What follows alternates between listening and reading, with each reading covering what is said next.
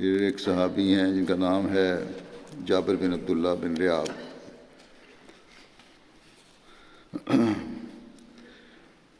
حضرت جابر کا شمار ان 6 انصار میں کیا جاتا ہے جو سب سے پہلے مکے میں اسلام لائے۔ حضرت جابر بن بدر اور احد اور خندق اور تمام غزوات میں رسول اللہ صلی اللہ علیہ وسلم کے ساتھ شامل تھے۔ بیعت عقبہ اولیٰ سے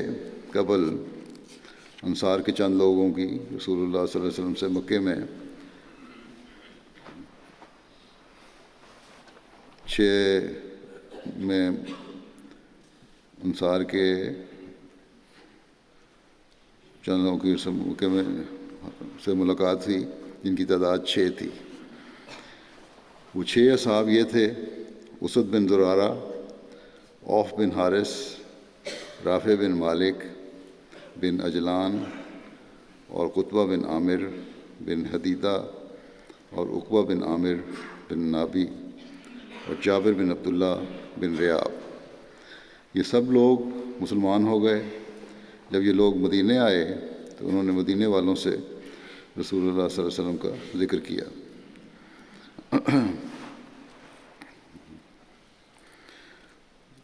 اس کا تفصیلی ذکر عقبہ بن عامر نابی کے ذکر میں ہو چکا ہے پہلے، مختصر ذکر میں یہاں کر دیتا ہوں۔ یہ لوگ جب آن حضرت صلی اللہ علیہ وسلم سے رخصت ہوئے تو جاتے ہوئے عرض کیا کہ ہمیں خانہ جنگیوں نے بہت کمزور کر دیا ہے، آپس میں ہم بہت نااتفاقیاں ہیں ہمارے اندر، اور ہم یثرب میں جا کر اپنے بھائیوں کو تبلیغ کریں گے اسلام کی، اور کوئی بعید نہیں کہ اللہ تعالیٰ آپ کے پیغام کے ذریعے سے، ہماری تبلیغ کے ذریعے سے ہمیں پھر جمع کر دے، اور پھر ہم جب اکٹھے ہو جائیں گے تو ہر طرح آپ کی مدد کے لیے تیار ہوں گے۔ چنانچہ یہ لوگ گئے اور ان کی وجہ سے یثرب میں اسلام کا چرچا ہونے لگا۔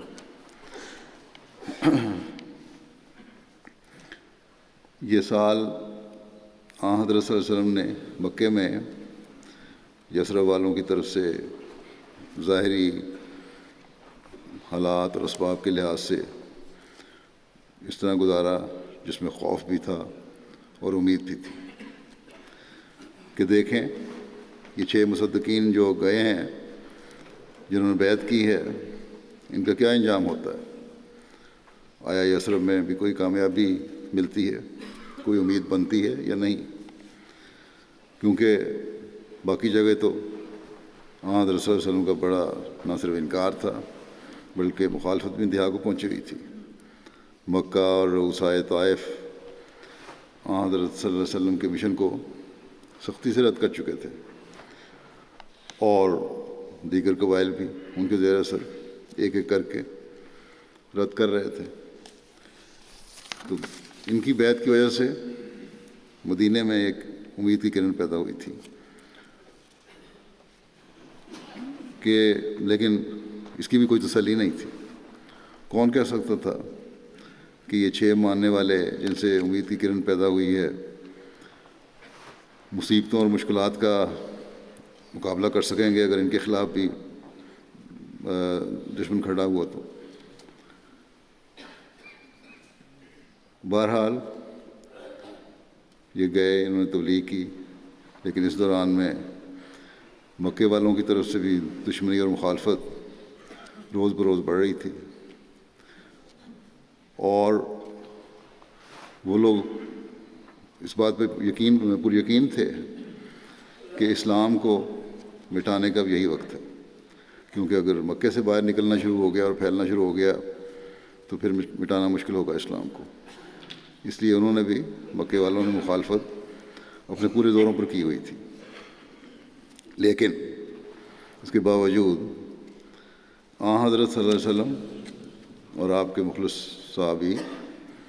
جو صحابہ تھے جنہوں نے بیعت کی تھی، مسلمان ہوئے تھے، ایک مضبوط چٹان کی طرح اپنی جگہ پہ قائم تھے۔ کوئی بات ان کو اسلام کی تعلیم سے اور اسلام سے ہٹا نہیں سکتی تھی۔ توحید سے ہٹا نہیں سکتی تھی۔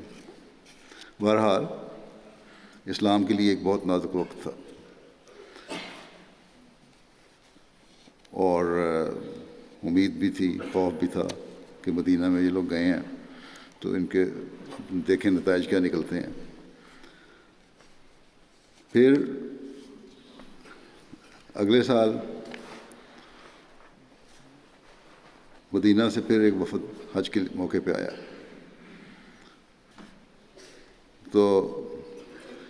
حضرت صلی اللہ علیہ وسلم بڑے شوق کے ساتھ اپنے گھر سے نکلے اور مینا کی جانب عقبہ کے پاس پہنچ کر ادھر ادھر نظر دوڑائی تو اچانک آپ کی نظر یثرب کی ایک چھوٹی سی جماعت پر پڑی، جنہوں نے آپ کو دیکھ کر فوراً پہچان لیا اور نہایت محبت اور اخلاص سے آگے بڑھ کر آپ صلی اللہ علیہ وسلم کو ملے۔ ان میں سے 6 اشخاص تو وہی تھے جو پہلے بیعت کر کے گئے تھے، 5 تو وہی تھے جو پہلے بیعت کر کے گئے تھے، اور 7 نئے تھے، اور اوس اور خزرج دونوں قبیلوں میں سے یہ لوگ تھے۔ حضرت صلی اللہ علیہ وسلم لوگوں سے الگ ہو کر اس موقع پر ایک گھاٹی میں ایک طرف ایک وادی میں ان کو لے گئے، اور انہوں نے جو وہاں سے وفد آیا تھا 12 افراد کا، حضرت صلی اللہ علیہ وسلم کو یثرب کے حالات کی اطلاع دی، اور ان سب نے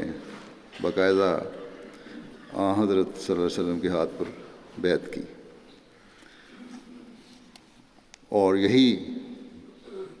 بیعت جو تھی اسلام کے قیام کا بنیادی پتھر تھا یثرب میں۔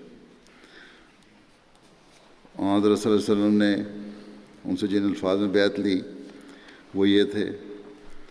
کہ ہم خدا کو ایک جانیں گے، شرک نہیں کریں گے،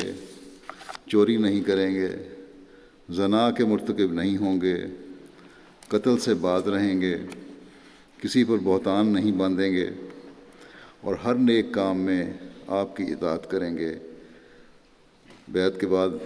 حضرت صلی اللہ علیہ وسلم نے فرمایا کہ دیکھو، اگر تم صدق و ثبات کے ساتھ، سچائی کے ساتھ، مضبوطی کے ساتھ اس عہد پر قائم رہے تو تمہیں جنت نصیب ہوگی، اور اگر کمزوری دکھائی تو پھر تمہارا معاملہ خدا کے ساتھ ہے، وہ جس طرح چاہے گا پھر تمہارے سے سلوک کرے گا۔ بہرحال پھر ان لوگوں نے اپنے عہد بیعت کو ثابت کر کے دکھایا، نہ صرف ثابت کر کے دکھایا بلکہ اعلیٰ ترین معیار تک پہنچایا، اور پھر بعد کے حالات دیکھتے ہیں ہم کس طرح پھر مدینہ میں اسلام پھیلا۔